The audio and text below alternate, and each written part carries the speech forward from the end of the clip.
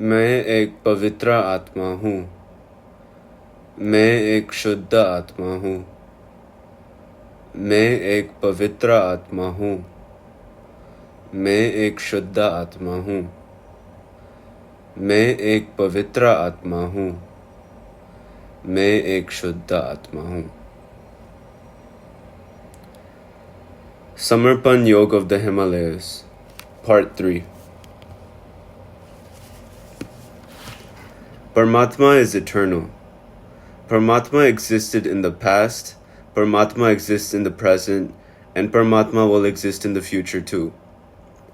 We can look at it like this. Paramatma of present time will have the form of present time. He will be according to the situations of present time, and he will exist in a form that we can reach. Thousands of questions arise in man's mind about what Paramatma will be like, whether he will have a form or whether he will be formless. Man is aware that only a living cow can give milk.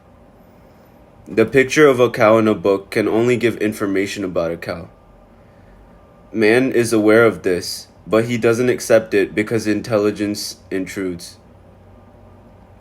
His intellect will not fall until he experiences Paramatma.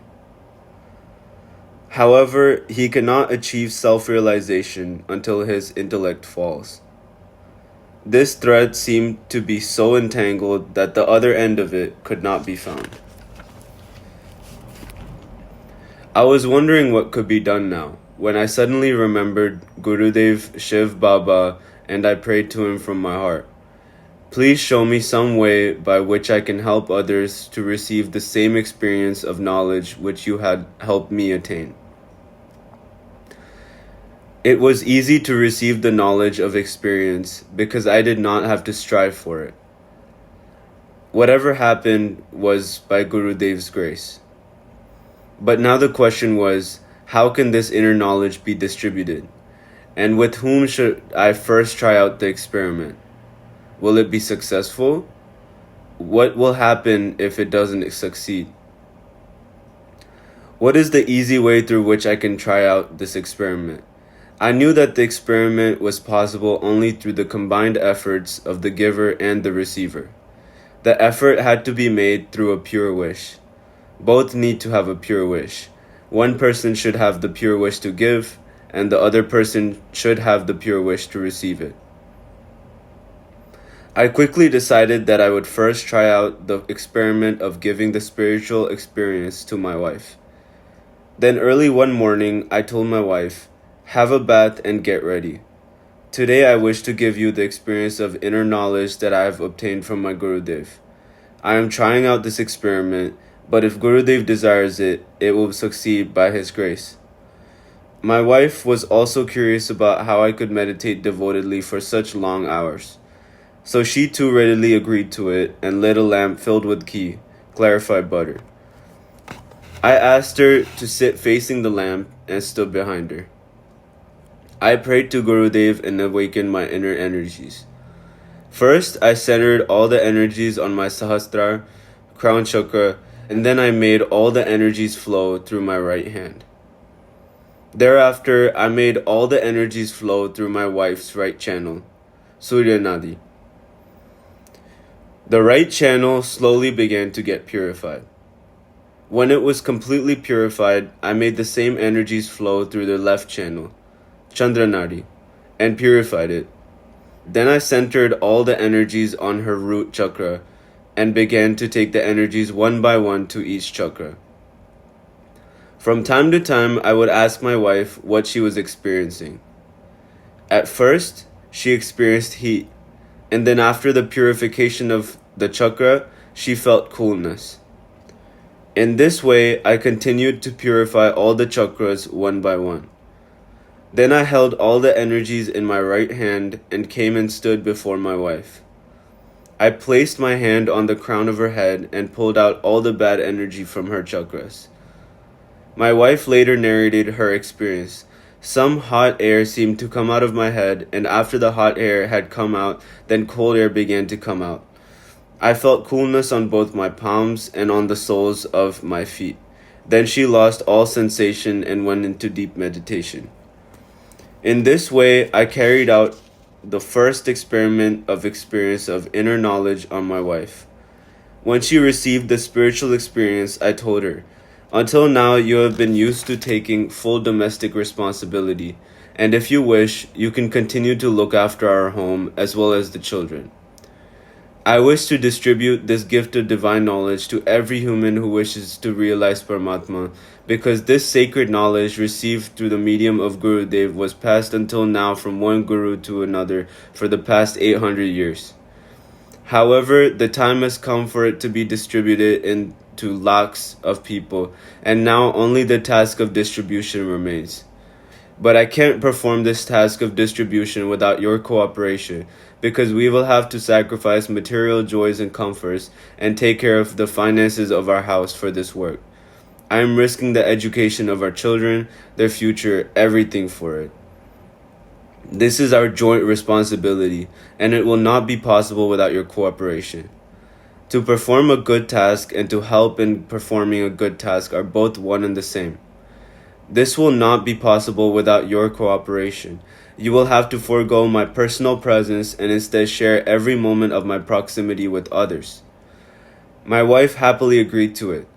I too wish that the self-realization you have helped me to achieve should reach every human who can absorb it.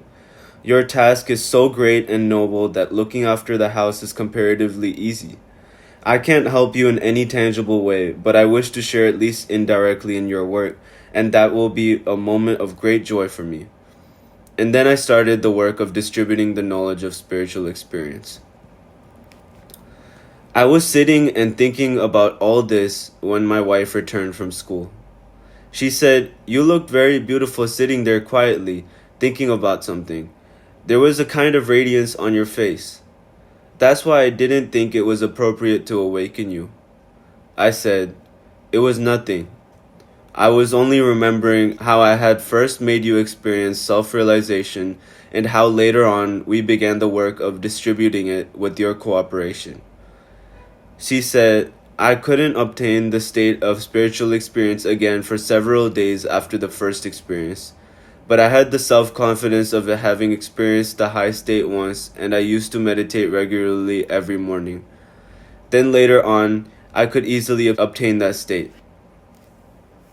Now I have formed the habit of waking up early every morning before the children wake up and meditate regularly."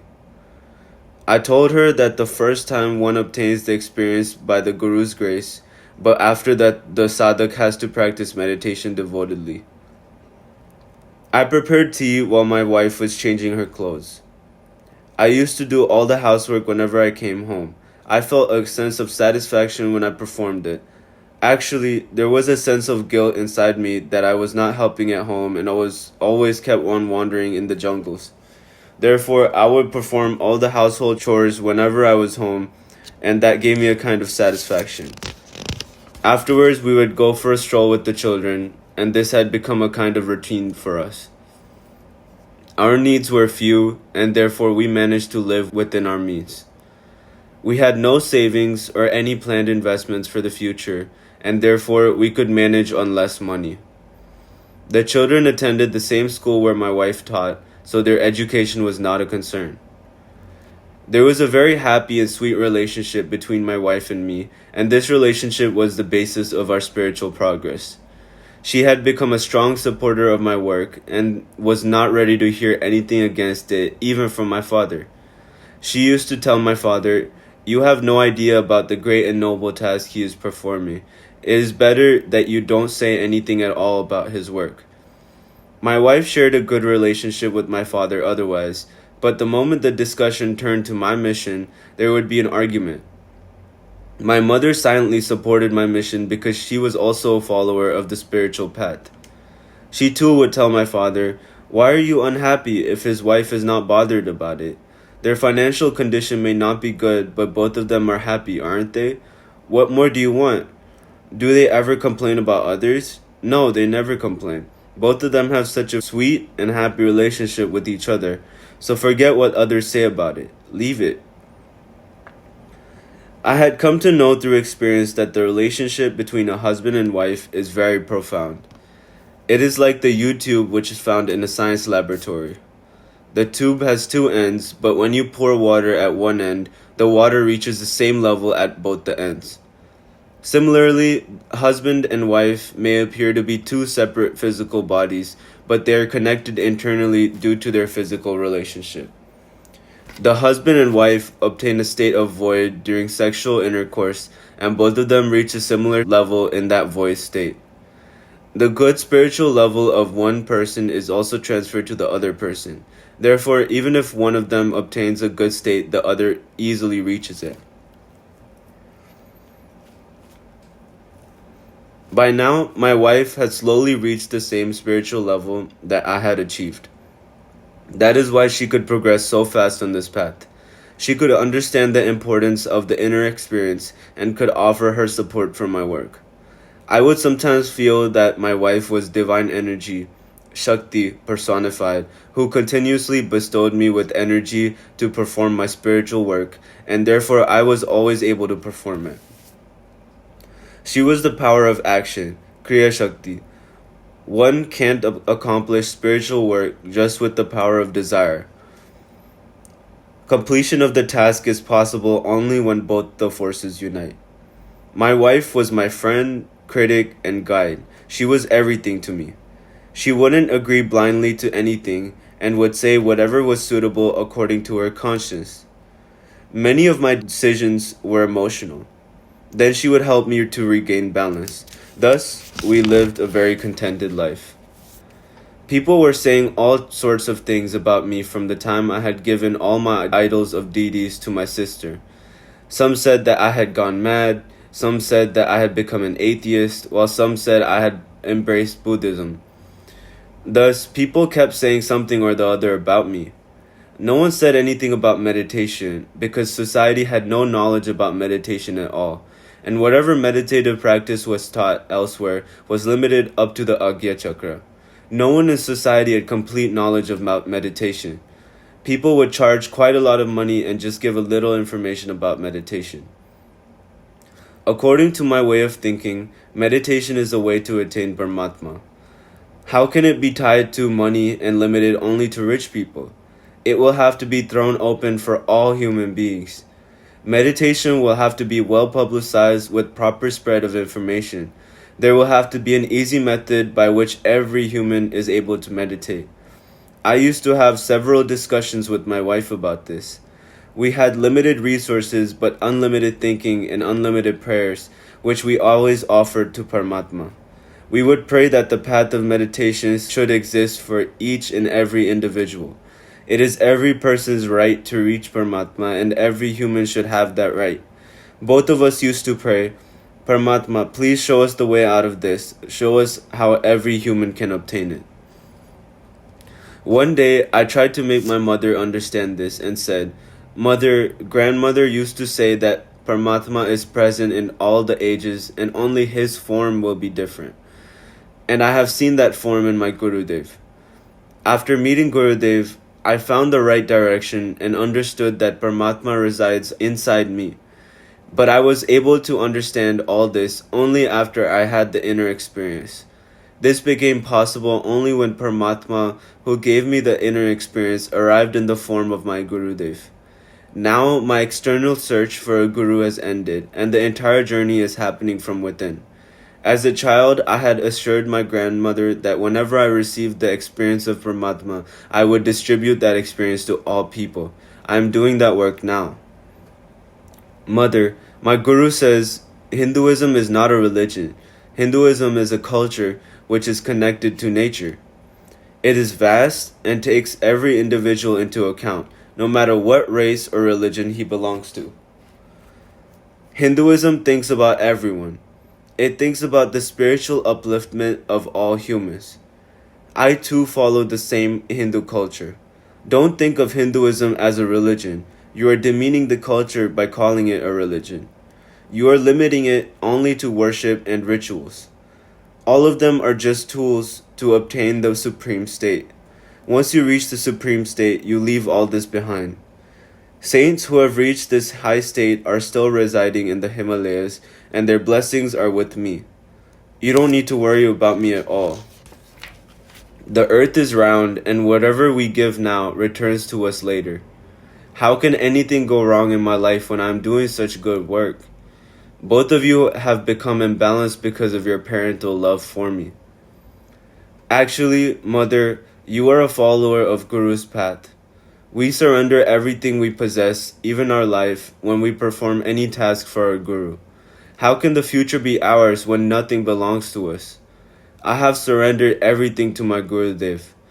My wife, who has entered my life, just recently understands everything and supports me in my work. But why are both of you, who have given birth to me, not able to understand me? I have not given up idol worship, it stopped on its own. This development is an evolutionary process. It is similar to a child leaving behind books of the previous class on being promoted to the next class. Idol worship is a strong medium to focus the mind.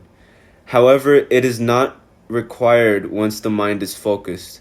This is how the soul progresses, and all these are just spiritual milestones. The first step is to believe in and to worship several forms of Paramatma. However, during this process, the mind becomes weak as it is divided. This is why those who believe in several forms of Paramatma lack self-confidence. Actually, they place their faith in several forms and don't have faith in any form. They don't possess self-confidence either and get disturbed over petty things. These people believe in God, but they do it through many forms. People at the next level are those who believe in only one form of God. They believe in one main deity, and their entire faith is at one place only. They respect all forms of God, but accept only one form in their hearts, and only a single form of Paramatma exists in the temple of their minds. They remain steady even when there are ups and downs in their lives, because they have surrendered completely to that form of God. They only celebrate His birthday and His festival, they visit only His temple, and worship His medium regularly. They believe that whatever happens in their life, either good or bad, is according to His wish. Their belief in only one deity bestows a new confidence in them. They like to portray themselves as devotees of only one deity. This is the next stage on the spiritual path. The next spiritual level after this halt is to believe in some enshrined Samadhist guru. It has generally been seen that the life of an enshrined guru is quite ordinary, and this is why very few people are able to recognize him during his lifetime, and very few people amongst them are able to accept him. But people begin to believe in him after he is enshrined. There are two reasons for this. The first is that after his demise, his shortcomings at the physical level are no longer noticed. It is these defects that delude humans, and this is why the ordinary man keeps on getting deluded. This web of delusion comes to an end after he attains enshrinement. Actually, the web of delusion gives a kind of protection to the Sadguru during his lifetime. The web of delusion is the protective armor for his body, and it is impossible to break through it and look inside it. Very few of the Sadguru's disciples can break through the armor with complete faith. It has therefore been found that very few disciples exist who believe in the Sadguru during his lifetime. The second reason for this situation is the lack of collectivity.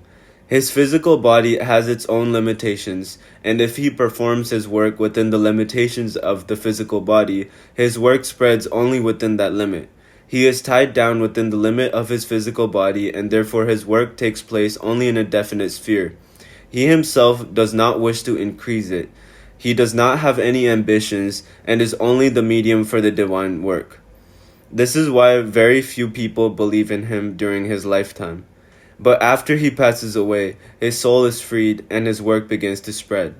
Then suddenly the number of people who recognize him and believe in him increases. A very large collectivity is enjoined with him, and many people get connected to him because of the large collectivity.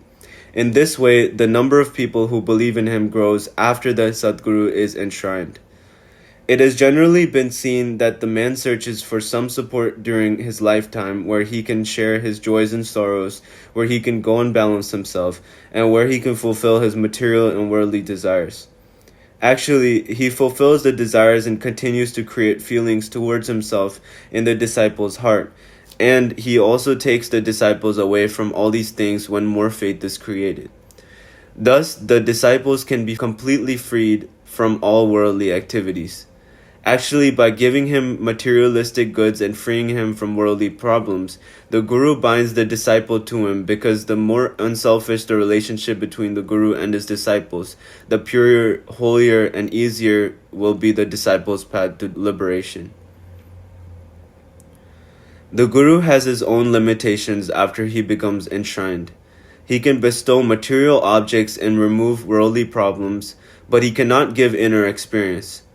However, it is also true that if the disciple has a pure wish to obtain inner experience, the enshrined Guru can guide him to that path, as that is his purpose.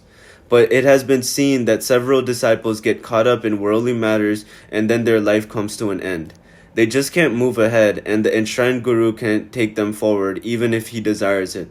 He keeps waiting for the time when the disciple will move forward, but it is not necessary that all disciples will progress. Jai Baba Swami, Jai आत्मेश्वर.